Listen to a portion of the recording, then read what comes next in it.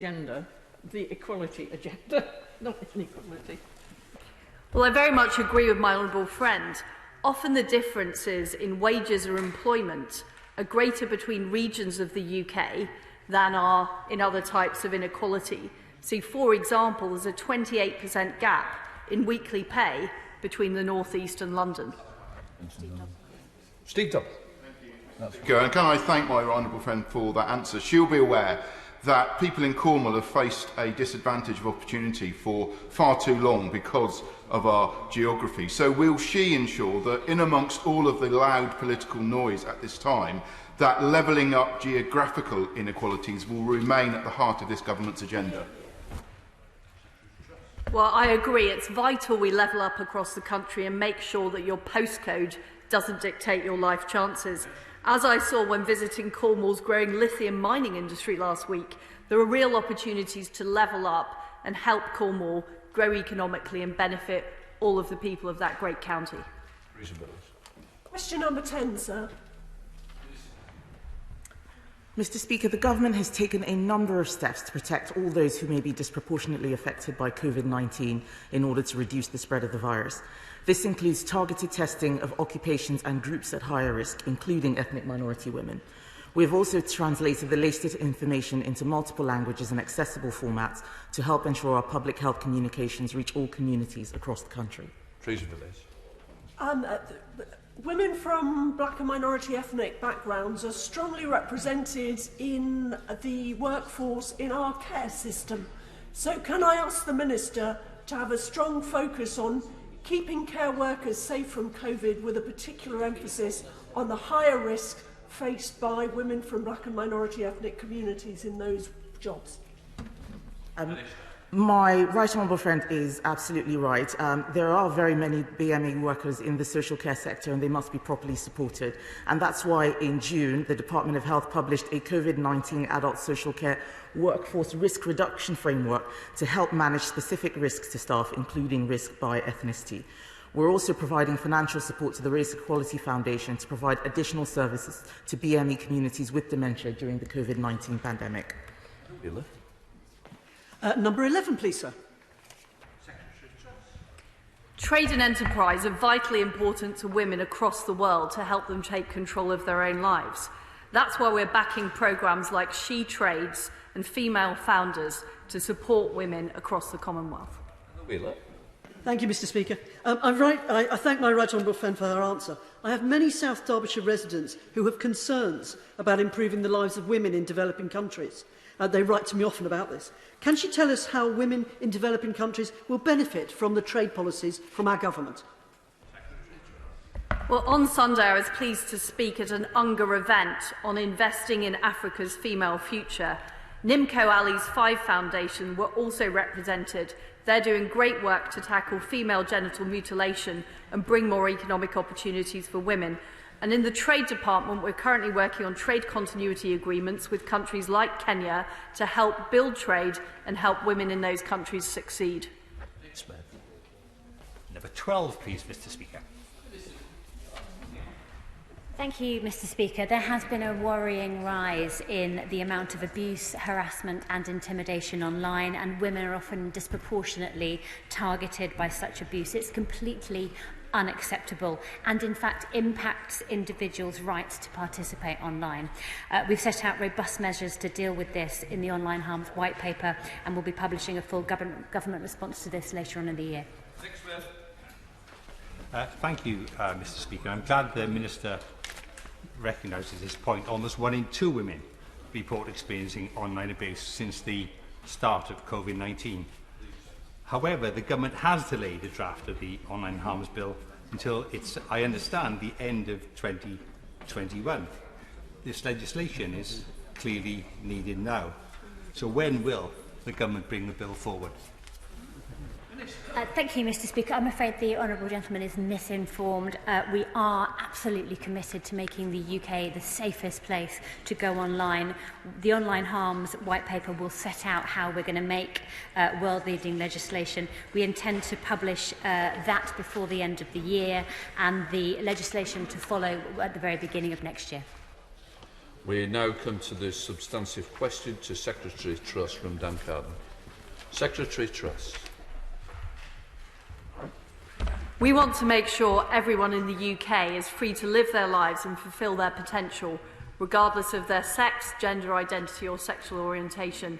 We'll soon be hosting the government's first ever international LGBT conference to advance LGBT rights across the world.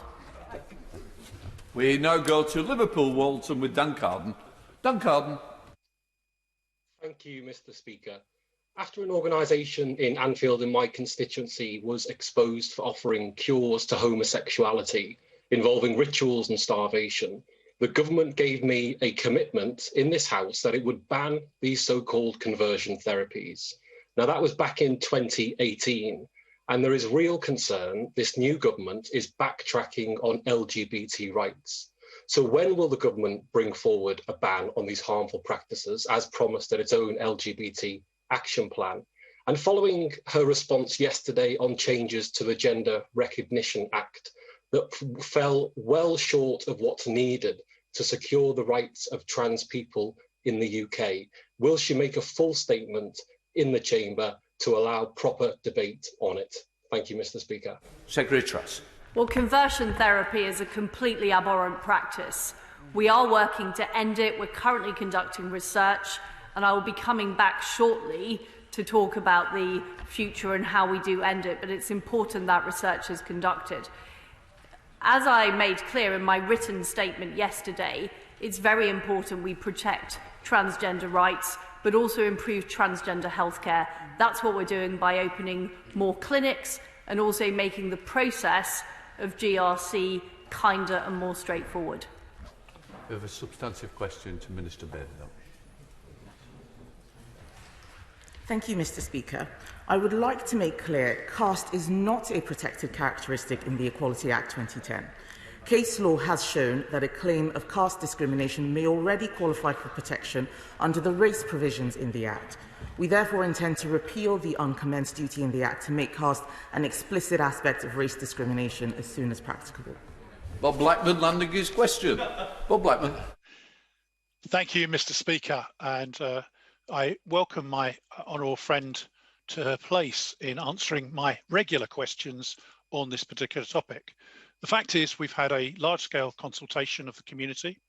We've had a written ministerial statement making clear that we are going to abolish and remove this protected characteristic from the Equality Act. So I would urge my honourable friend to bring forward without delay proposals to remove this unnecessary, ill thought out and divisive move in the Equality Act 2010. I thank my honourable friend for that question. We do agree with him. The government completely opposes any discrimination because of a person's origins, including any perception of their caste, and we do remain committed to repealing the duty as soon as the opportunity arises. Question 15, Mr. Speaker. Minister Tomlinson. Thank you, Mr. Speaker. SSP is increased annually through uprating, which does not require an equality impact assessment. Individuals requiring further financial support may receive it through the welfare system. Olivia Blake. Research by my union, the GMB, has shown that a failure to raise statutory sick pay to livable rates has had serious detrimental effects on particular groups in our society. The status quo is disproportionately harming women workers, older workers, disabled workers, black and minority ethnic workers, workers who hold particular religious beliefs, and workers who are married or in a civil partnership. Does the Minister agree that the government should do an inequality impact assessment of these policies and do more to ensure that statutory sick pay is set at a livable rate?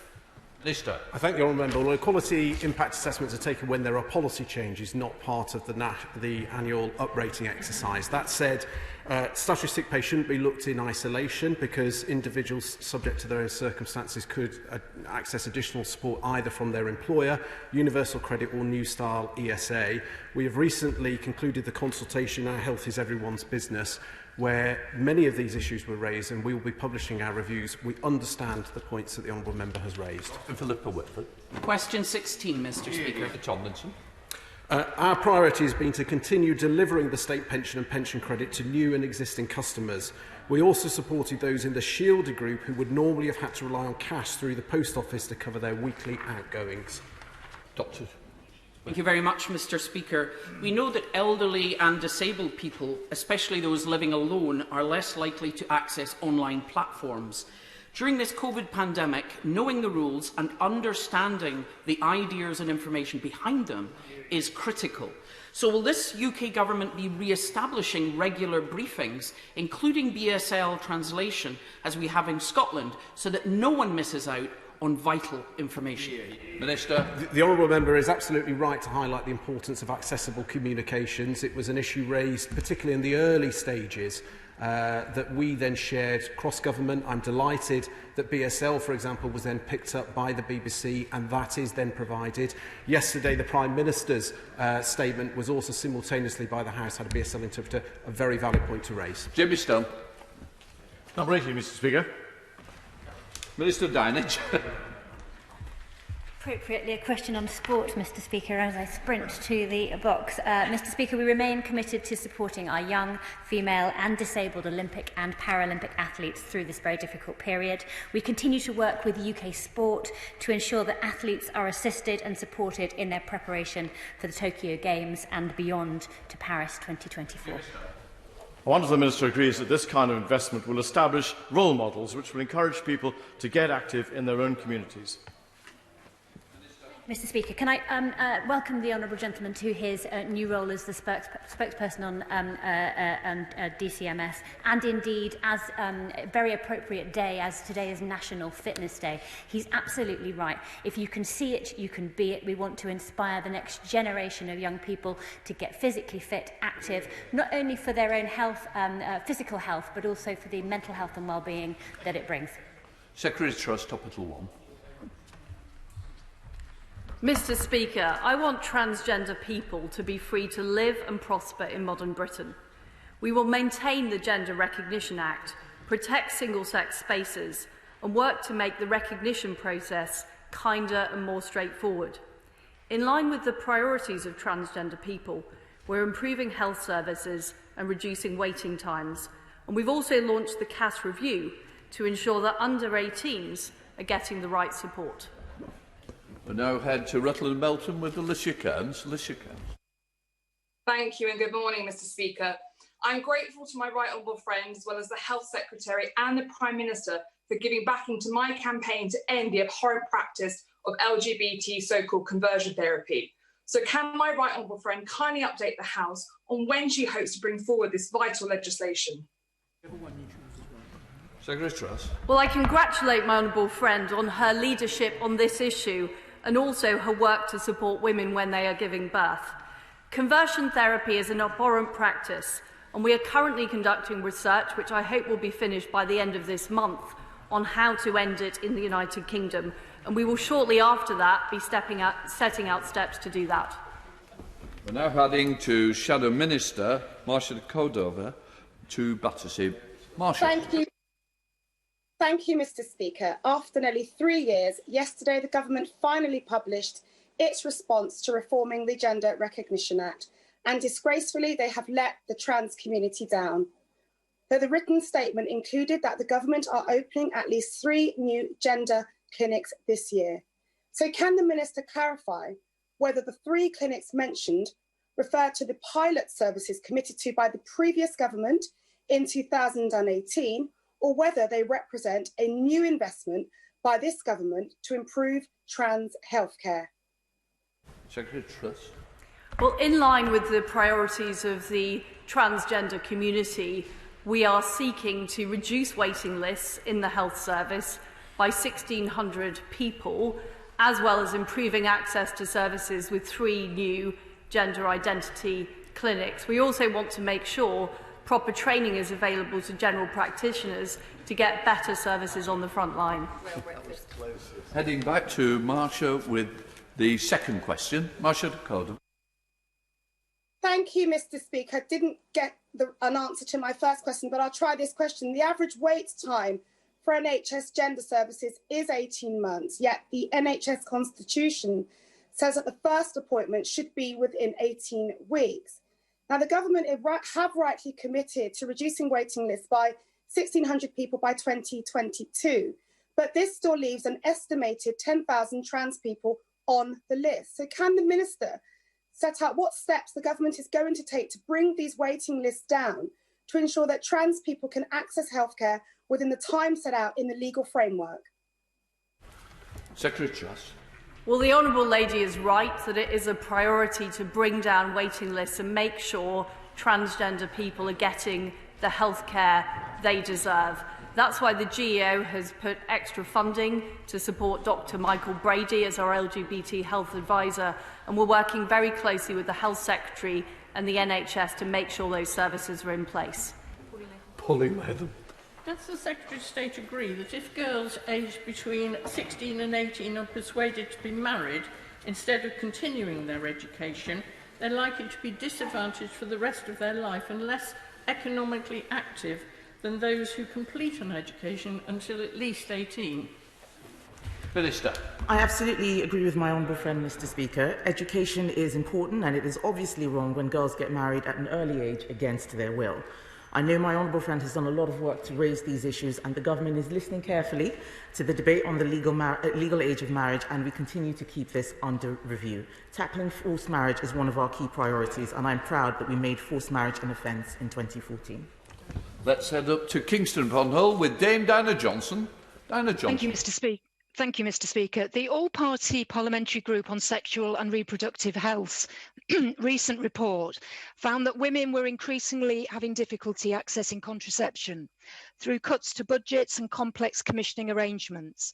The former past president of the Royal College of Obstetricians and Gynaecologists, Professor Dame Leslie Regan, has pointed out that Viagra was made available to men over the counter without a prescription within a year of being licensed, but the safe progesterone-only pill, which has been licensed for over 60 years, means we still don't trust women to get it over the counter at the chemist. So what is the Minister going to do about this blatant discrimination against women? Secretary Truss. Well, I thank the Honourable Lady for her question, and I will take the issue up with the Health Secretary. Chris Loder. Thank you, Mr. Speaker. Being gay in the farming community is incredibly hard, not least because of isolation.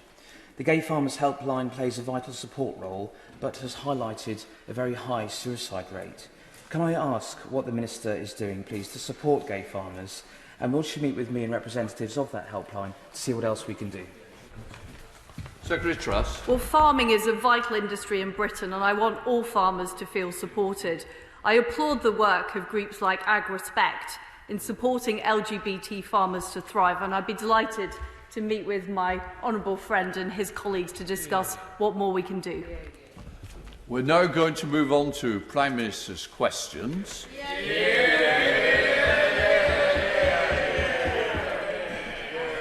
Now I know why you've been in Lincolnshire.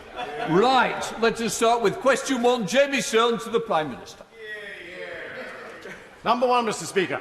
Prime Minister. Mr. Speaker, this morning I had meetings with ministerial colleagues and others. In addition to my duties in this House, I shall have further such meetings later today.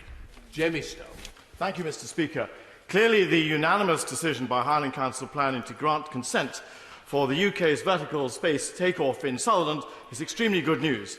I hope that the Prime Minister agrees with me that this would be extremely good for the local economy of the Highlands, but also would provide a huge opportunity for the UK economy in terms of the international satellite market. Prime Minister. I absolutely, and I congratulate Launch UK on what they are doing, and as he rightly says, it will create 250 full-time jobs, 130 at the facility in Forres, and I'm no doubt launch the UK on a path to ever greater presence in the global satellite market. Lee Rowley.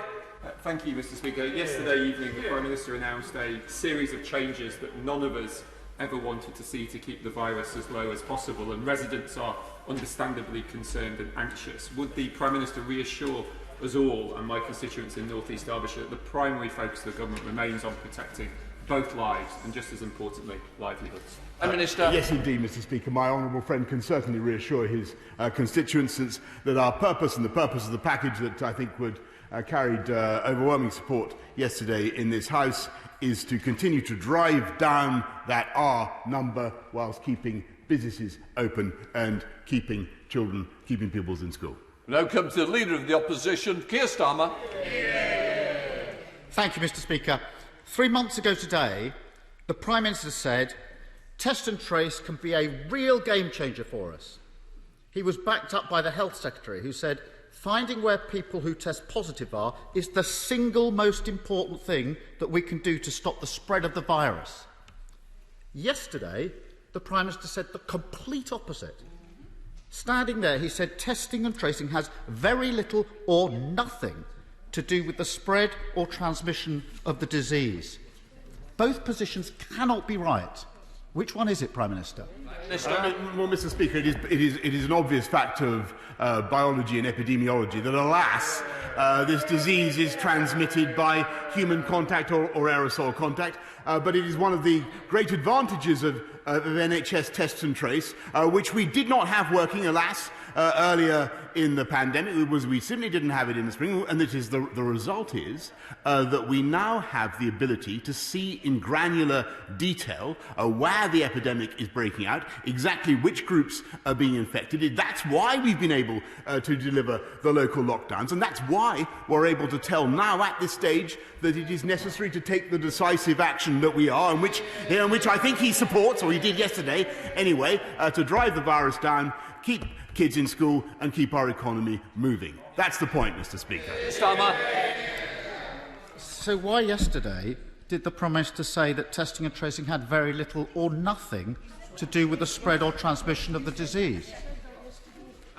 Mr. Speaker, I hesitate to reprove the right honourable gentleman for a flaw he seems sometimes to fall into is not listening to my previous answer. Mr. Speaker, I gave a very clear answer. The answer is it is simply and sadly it is an epidemiological fact that transmission of the virus takes place by a human contact from person to person. What test and trace enables us to do is to isolate the cases of the virus with ever greater detail, which we weren't able to do before, Mr. Speaker. And thanks to the efforts of NHS Test and Trace, many thousands of people, trainees, nurses, doctors, young people, members of the armed services, we're not only testing more capacity, testing more than any other country in Europe, but capacity today is at a record high. And I think you should pay tribute to their work. Keir Starmer. Mr. Speaker, I listened to the answer that the Prime Minister gave to the questions. That's why I asked him the question, because yesterday he said the complete opposite of what he said today. Everybody who was in the chamber, everybody who reads Hansard will see it. And he talks about testing. Mr. Speaker, can I remind the Prime Minister that last week, before the Liaison Committee, he admitted testing currently has huge problems. Dido Harding said we plainly don't have enough testing capacity. The Health Secretary said fixing testing would take weeks. Pretending there isn't a problem is part of the problem, Prime Minister.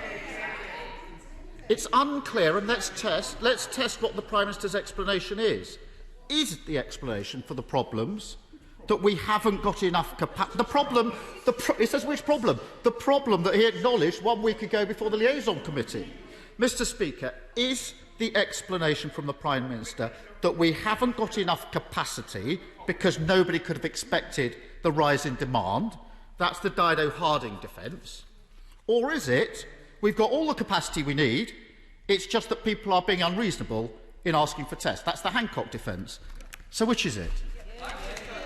Mr. Speaker, I must say I think that the continual attacks by the opposition on Dido Harding in particular are unseemly and unjustified. And I think that her teams have done an outstanding job in recruiting people from a standing start. This is not for a moment to deny the anxiety of those who want tests, which I readily accept. Of course, we would love to have much more testing instantly, and it is thanks to the efforts of NHS Test and Trace that we are not only at a record high today, testing more people than any other European country, but to get to the point that he raised, Mr. Speaker, we're going to go up to 500,000 tests by the end of October. That is the work of Dido Harding and her team, and I think actually, again, what we want to hear, and what I frankly want to hear, is more of the spirit of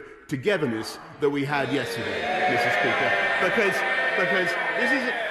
this is an opportunity to support NHS test and trace. This is an opportunity to get behind that scheme, to encourage people to believe in it and in its efficacy. Instead, he constantly knocks it from the sidelines, Mr. Speaker. Oh, sorry, I think the whip.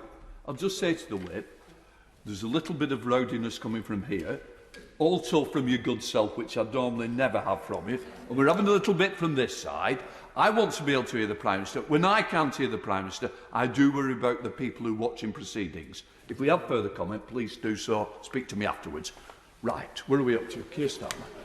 Mr. Speaker, the Prime Minister knows my complaint is not with the NHS, it's with the government. My wife works for the NHS. My mother worked for the NHS. My sister works for the NHS. So I'm not going to take lectures from the Prime Minister on supporting the NHS. The Prime Minister says we've got capacity, goes on and on about capacity. Let's test that. 3 weeks ago, millions of children went back to school. That's a good thing. Then the inevitable happened. Kids get coughs, bugs, flu. That's what happens. It's in the job description. But there's no effective system in place to deal with it. Many can't get tests quickly. Schools are allocated only 10 tests. Many wait days for the results. The outcome is obvious. Child and siblings off school, mum, dad or carer off work, and in some cases all year groups off school. How on earth did we get into this mess? Prime Minister. Come on, Mr. Speaker. He knows perfectly well that, and he'll have read the advice from the 4 chief medical officers that there's an exceptionally small risk to children of primary and secondary school age from this disease. He knows that children have a significantly lower rate of infection. That's all in the letter that they've published today. But he also knows that we are doing our level best to get every child a test who has symptoms, and further, that thanks to the efforts of teachers in this country, of parents, pupils, 99.9% of our schools are now back. And in spite of all his attempts, I may say, throughout the summer, to sow doubt on the idea that schools were safe. The people of this country had more common sense, Mr. Speaker. Keir Starmer. Such a poor defence. That's such a poor defence. The point isn't whether the children have got COVID. It's that they've got COVID symptoms, and then they're off school. The government's own department shows that 1 in 8 children are off school this week. That disrupts their education. Whether it's COVID symptoms or other symptoms is nothing to the point. If the Prime Minister doesn't see that, he's really out of touch with families and what they're going through in schooling day in, day out in the last few weeks. The reality is, losing control of testing is a major reason why the Prime Minister is losing control of this virus. As a result, he's phasing in health measures, restrictions which we do support. But at the same time, he's phasing out economic support.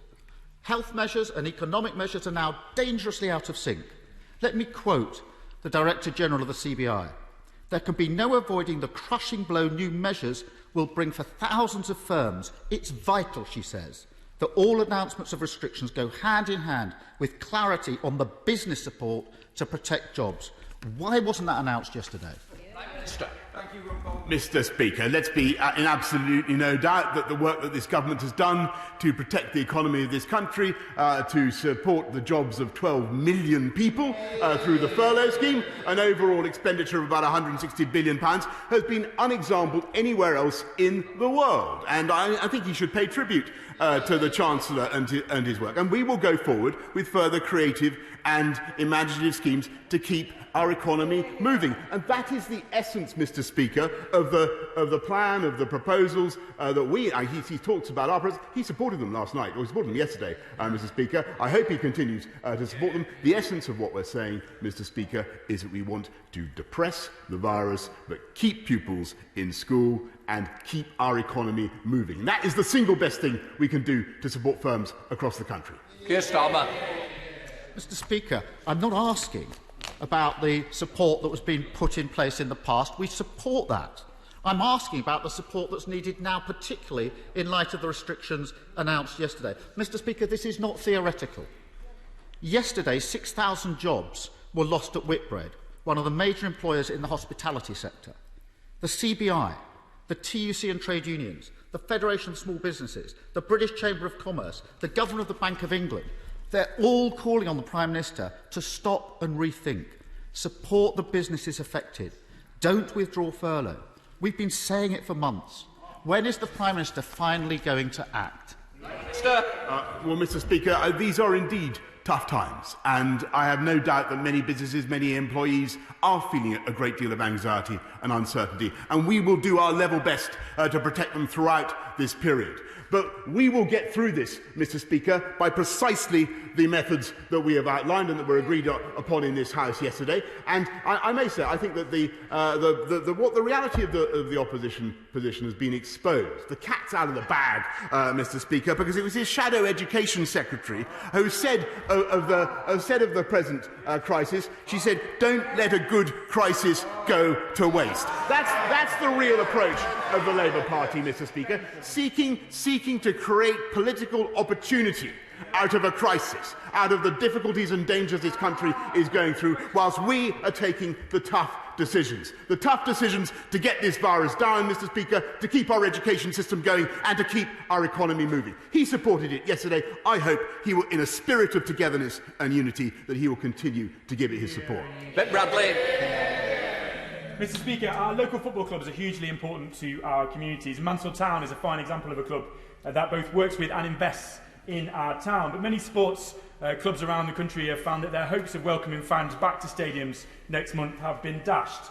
So, given that many Football League clubs are so reliant on gate receipts to be viable, can my right honourable friend assure me that he'll do everything possible to support these clubs, both as businesses, but for the communities that rely on them too? Minister.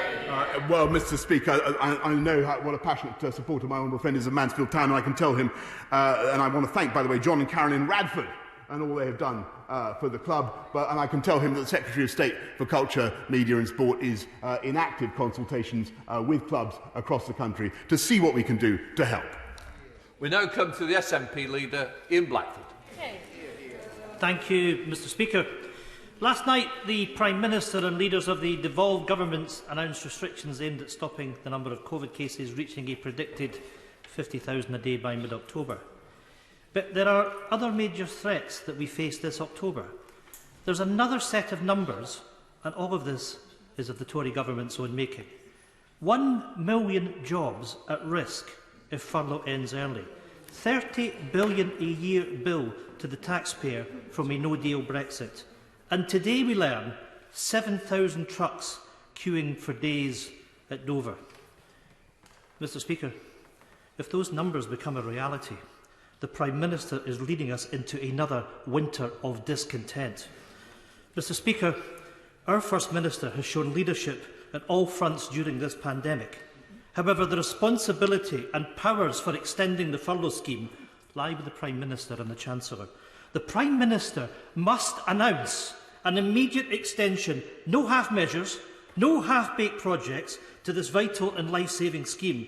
Will the Prime Minister show leadership required and save the jobs? Prime Minister. Well, I noticed that both the leader of the Scottish Nationalist Party and the leader of the opposition now support an indefinite extension of the furlough scheme. That's what he said, Mr. Speaker. What we will do, as I've said throughout, is continue to put our arms around the people of this country going through a very tough time and come up with the appropriate creative and imaginative schemes to keep them in work and keep the economy moving. That's the essence of our approach.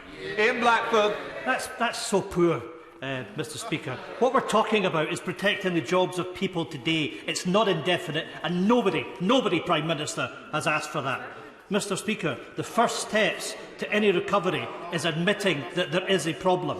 Even the Governor of the Bank of England is telling the Prime Minister to stop and rethink. The solution for millions of people right now is an extension, Prime Minister, of the furlough scheme beyond October. The alternative is putting 61,000 jobs in Scotland at risk. Yesterday, the only reassurance the Prime Minister gave those Scottish workers was saying that he would throw his arms around them. Prime Minister, I can tell you the last thing those 61,000 Scots are looking for is a hug from you. They need the security of knowing that they can hold on to their jobs and incomes for themselves and their families. Time is running out. Workers are facing the dole today. will the Government instruct the Chancellor to extend the furlough scheme and stop 1 million workers being sold onto the scrap heap by this Government? Prime Minister. What I can certainly tell him is that, of course, the furlough scheme has already been extended until the end of October. People should be no doubt about that. And as I've said before, we will continue to provide the best support we can possibly give to keep people, get people, and new jobs are being created, Mr. Speaker, get people into work whilst suppressing the virus. And I know that he may not know, I can imagine that he doesn't want a hug from me, but that was a metaphor, Mr. Speaker, and perhaps it's physically incarnated by the £12.7 billion of Barnett consequentials that we're seeing come from the UK Exchequer to support people across the whole of our country. Suspect you might get a hug now from Andrew Bowie. Oh, well, I could possibly, Mr. Speaker, not in present company. Mr. Speaker, it's interesting that the leader of the Scottish National Party went on jobs, given that on this side of the House we voted this week and last to protect 500,000 jobs, enshrining Scotland's most important market, our internal UK market, in statute. Why does my right honourable friend think the SNP did not support this bill? Prime Minister. Mr. Speaker, I have absolutely no idea. It's totally baffling because this is a bill that underpins a massive transfer of powers back to Scotland from Brussels. About 70 powers and prerogatives go back to Scotland, which they would throw away again. As Mr. Speaker, they would throw away again the entire beautiful, glistening haul of the UK's or Scotland's spectacular marine wealth. Hand our fisheries straight back. Hand Scotland's fisheries straight back to Brussels. That's what they want to do. Caroline Lucas. Thank you very much, Mr. Speaker. Last week, a RSPB report noted that the UK has seen a lost decade for nature, with the government failing to reach 17 out of 20 targets that it had signed up to. Now, there's a major UN Biodiversity Summit next week. It is a vital moment to put this right and to show some real leadership. Now, the EU's Biodiversity Summit aims to protect a minimum 30% of land and sea for nature by 2030. So, will the Prime Minister commit now to at least match that goal, 30% of land and sea for nature by 2030, and deliver the funding via the forthcoming spending review? Prime Minister. Well, the Honourable Right Honourable Lady simply cannot be unaware that the campaign to get the world's leaders to sign up to a leaders' declaration, Mr. Speaker, on biodiversity has been led over the last few weeks by this government. And it is this government, you know that, she knows that, Mr. Speaker, it's this government that devised the Charter, it's this government that's leading the world in protecting biodiversity across the planet, and we will put in the funding. We pioneered the 30% idea, and we will certainly put in all the funding required. Gareth Bacon. Mr. Speaker, there's growing concern in my constituency of Orpington and across the country about the rising number of illegal crossings across the Channel. In order to stop these dangerous journeys, to save lives and to protect our borders, the UK must deter people from making these crossings. The law in this area is complex, so can my right honourable friend assure my constituents and the country that at the very latest a comprehensive bill to deal with this problem will be brought before the House following the next Queen's speech? I thank my honourable friend because he's completely right that the legal position is currently very difficult because of the inflexible and rigid Dublin regulation for returns. And what's happening now, and so people think there is a way in that is legally very difficult to resist. Tragic for those who are coming across in rubber dinghies or children's paddling pools, cheated by gangs as they are. We must find a better way of doing this. Once we are out of the EU, able to make our own return arrangements, able to settle our own laws in this matter, I've no doubt that we'll find a way forward. Graham Morris. Thank you, Mr. Speaker. And I do hope respectfully the Prime Minister isn't having problems with his memory, because just yesterday, can I remind him, we've just had a recent exchange there where, metaphorically, you promised to put your arms around the British people and support jobs and the economy. Now we know that the CBI and the TUC, businesses and unions, employers and workers, and now even the Bank of England are united in a call for a targeted expansion in the COVID job retention scheme. And make no mistake, there's a tsunami of job losses in the pipeline within 38 days. So will the Prime Minister please listen to that advice and take urgent action? And I'd like a yes or no answer, please. Prime Minister. Well, I think that the honourable member is entirely right about the gravity of the situation. And although it is true that some firms are powering through this, many face very difficult circumstances. And that's why we've put in the support that we have. That's why don't forget there's the job retention bonus at the end of the year to help people, firms to keep people in employment. But also, that's why we're looking at a massive package now of investment in jobs and growth in the medium and the short, medium and the long term. And you look at the £2 billion Kickstart fund that we've already put in place, about £640 billion of investment overall in infrastructure. And what I can tell the House is, in addition to the package that I set out yesterday, as I said earlier on, as I said to the right honourable gentleman, there will be creative and imaginative measures from the Chancellor to help people through this crisis. Thank you very much, Mr. Speaker. Prime Minister, like you, one of my top priorities is improving education and spreading opportunity across Devon and the West Country. I welcome the new £1 billion school rebuilding programme, which will help refurbish 50 schools from next year. Tiverton High School in my constituency is currently in a flood zone, but we do have permission to build a new school and move out of the flood zone. So Sammy Crook, the head teacher, the governors and the Devon County Council are all backing this scheme. Could I make an early bid for Tiverton High School? Could you back us to have a new school in the rebuilding programme to raise the aspiration and the opportunity for the great young people of Tiverton? Well, Mr. Speaker, the cause of education in Tiverton could have no more fervent and more effective advocate than my honourable friend. And I can tell him, although the first 50 schools, the first 50 have not yet been announced, I know that my right honourable friend, the Secretary of State for Education, will have heard that powerful cry, and I have no doubt that he will be answered. Patrick Grady. Thank you, Mr. Speaker. Does he understand that as long as these powers are reserved, it is the government that has to meet the costs that come with the pandemic? So he can either do that by extending the job retention schemes, especially for those who are excluded, or through sector-specific support, or he can pay the long-term price of long-term unemployment, increased social security and all the damage that comes to the economy and the society with it. So which of those is it going to be? What is his vision for building back better?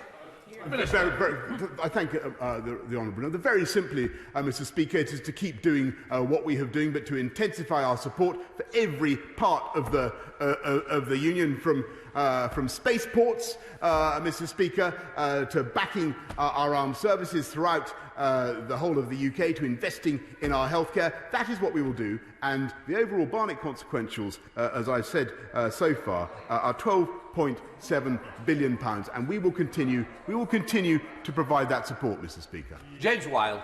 Thank you, Mr. Speaker. On Saturday, I was at Norwich City's match as part of the pilot to let fans back into football, and it's disappointing that the reopening has now been postponed.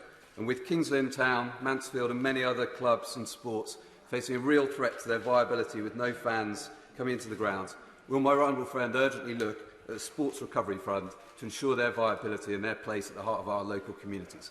Prime Minister. Mr. Speaker, it grieves me to see football clubs, Mansfield, others, Norwich City, not able to go back in the way that they want to right now, and I totally sympathise with him and with the fans. And I really wish we did not have to do this now. I really wish we did not have to do this now. The best way, obviously, to get through it, as I say, is to follow the advice and suppress the virus. But in the meantime, my right honourable friend, the Secretary of State for Culture, Media and Sport, is looking actively at solutions to help Norwich City and other clubs. Let's head up to Adrian Shotts with Neil Gray. Neil Gray. Thank you, Mr. Speaker. Sometimes doing the right thing isn't easy, but in this case it is essential. It's clear that doing the right thing to stop the spread of COVID-19 is going to have a social, business and economic impact. But as yet, the UK government haven't moved to ensure in this new phase that there is full security for those doing the right thing. So will he do the right thing and look now as a minimum at the support available to businesses, in particular the self-employed who may need to self-isolate repeatedly or be back in the realm of zero income, extend the furlough scheme and ensure the limited universal credit uplift is expanded to legacy benefits and made permanent? Well, thank you, Mr. Speaker. Thank you, Mr. Speaker. The honourable gentleman is right in the sense that, of course, the government is going to come forward with further measures. I don't think that it would be sensible simply to extend the current existing furlough scheme in its present form beyond the end of October, but we will do everything we can to support businesses, to support those in jobs, and indeed the self-employed, as the honourable gentleman rightly says. Secretary Batty. Thank you, Mr. Speaker. My constituents in Meriden understand the need for more housing, but the majority of Meriden is Greenbelt land. And across Meriden, in places like Balsall Common, Dorridge, Knoll, Dickens Heath, Hockley Heath, Catherine de Barnes and Hampton and Arden, residents are quite rightly concerned about the pressures on the Greenbelt. So can the Prime Minister confirm that his government is a brownfield first government, and can he also confirm he'll do everything he can to protect our precious Greenbelt? I certainly can, Mr. Speaker. It was a former Labour planning minister who said the Green Belt is a Labour achievement and we intend to build on it, is what he said. The government's approach is entirely different. Our planning reform will not change. That's what they want to do, Mr. Speaker. We will not change existing policy to protect Green Belt, and our housing targets, which are very, very ambitious, will focus, as he rightly says, on brownfield. Heading to South London with Florence Eshalome. Florence Eshalome. Thank you, Mr. Speaker. Unsafe cladding is leaving hundreds of leaseholders across Vauxhall unable to sell or remortgage their properties. The EWS1 forms are not being used as intended and leaving my constituents trapped between risk-adverse lenders and irresponsible building owners. They have been waiting 3 years already. So can the Prime Minister tell me what steps he's taking now to resolve this really dangerous situation? Minister. Mr. Speaker, I thank the honourable because I am aware of this problem of people facing real disadvantaged leaseholders and others because of the of unsafe cladding still on their buildings. I think it is disgraceful, and both ACM and HPL cladding, in my view, should come off as fast as possible when we are investing massively to achieve that as fast as we can. But I sincerely appreciate the problem that she raises. Phil Murray. Thank you, Mr. Speaker. In 2006, Menheniot Parish Council were told of improvement plans to their dangerous junction on the A38, something I've long campaigned for.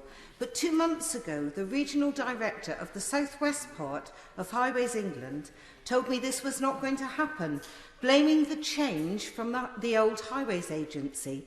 Can my right honourable friend tell me when, if ever, the people of Menheniot will finally see shovels in the ground?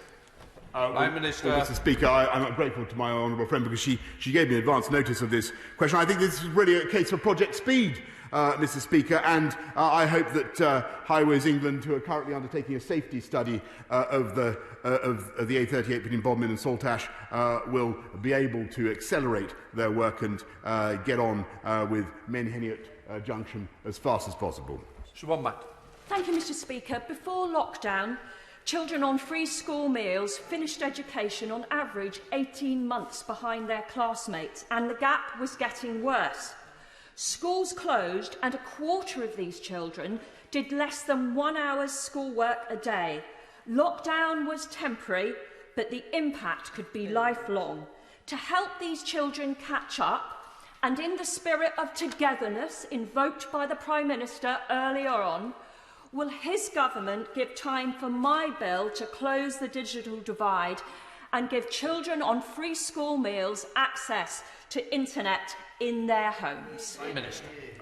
I'm very grateful to the honourable lady because she's raising a very important point, and getting kids into school, getting kids back into school has been the most important objective that we've had over the last few months, and I'm glad that it's got underway. But she's right in what she says about the digital divide, and that's why we're investing massively in online education, giving many thousands of 220,000 laptops and tablets, and putting routers in schools across the country. That is what we are going to do, and I want to see a world in which every school in our country has full gigabit broadband with the equipment that will give the pupils the equipment and the access to the internet that they need.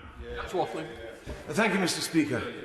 Would my right honourable friend agree that as the UK's performing arts are a global gold standard, which are not only the envy of the world, but also a vital showcase for UK PLC across the world, we should treasure it, and we should look after that industry? And we've had the furlough and other schemes, job retention schemes, but there are those that have fallen through the cracks, and that, Mr. Speaker, are the freelancers. We must do something to protect the freelancers, the actors, the costumiers, the prop makers, many others. Can we do something to look after those people?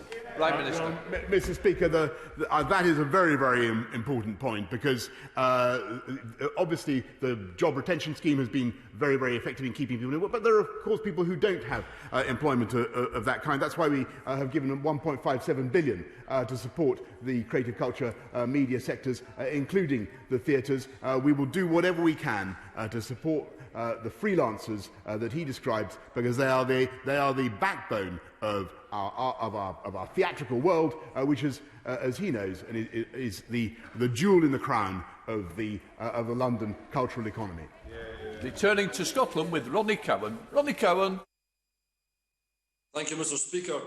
The word is that Downing Street is taking control of the upcoming review of gambling legislation. Is this true? And if so, will Number 10 consider all the recommendations made by the APPG on gambling-related harm in our report published in June? Minister. Mr. Speaker, what I can certainly tell the honourable gentleman is that I am not an enthusiast for encouraging the spread of gambling in this country. Anthony Brown. Thank you, Mr. Speaker. Like the vast majority of the British public, I support the new restrictions. And the Right Honourable friend, the Prime Minister, said we will get through this. But long term, there are only 3 routes out of this pandemic. 1 is to eradicate the virus, 2, gain herd immunity, or 3, suppress the virus and reduce the deaths until a vaccine or highly effective treatment arrives, such as the ones that the brilliant researchers of South Cambridgeshire are working on. Will my Right Honourable friend, the Prime Minister, tell me which one of these 3 routes is the government taking us? Prime Minister. Number 3, Mr. Speaker. Final question, Sammy Wilson. Thank you, Mr. Speaker. Only time will tell, Prime Minister, whether the predictions made this week by the medical advisers about deaths and infections of coronavirus have any credibility, or whether they're as exaggerated as the claims that there will be 500,000 deaths within weeks made at the beginning of the year. What is not in dispute, however, is that the scare tactics being used and the regulatory actions taken will have an immediate impact on high streets, the hospitality industry, and further devastation for the aviation industry.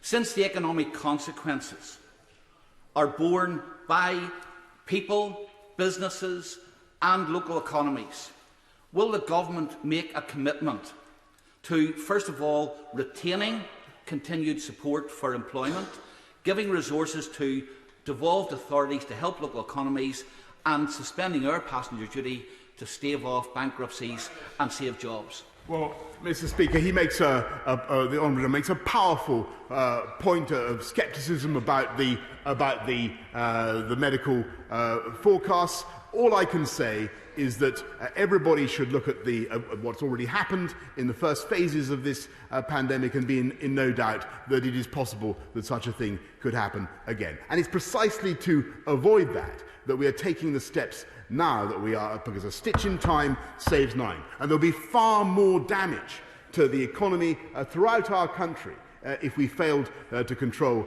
the virus now and we were obliged to put in seriously damaging lockdown measures that really affected every business in the country. And that's why we're taking the approach that we are now, and that's why I think it has the support, and I hope it has the support of him and his party as well. But I can certainly tell him that the advantage of this approach is that it will allow us not just to keep that virus down if we all follow the guidance, if we all do follow the package that we've set out, keep that virus down, but also enable education to continue and our economy to go forward. And of course, we will continue to support businesses in Northern Ireland and across the country throughout the period. In order to allow the safe exit of vulnerable members participating in this item of business and the safe arrival of those participating in the next, I'm suspending the House for 3 minutes. Order.